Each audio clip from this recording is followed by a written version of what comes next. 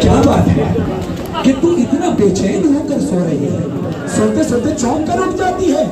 बीबी कहती है ज़ईफ़ा तेरा एहसान है कि तूने मुझे सुनाया, मगर मेरी मजबूरी है, क्या करूं।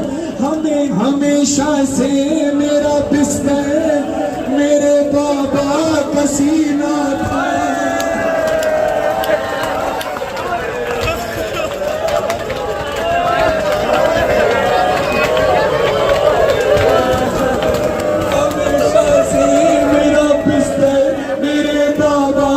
सीना था, मगर एक दिन फूफी के साथ ये मंगल में देखा था। मेरे बाबा का कातिल भी उसी सीने पे बैठा था।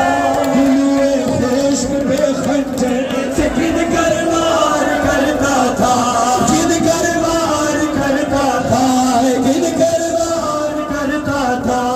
ज़ईफ़ा ने मातम किया।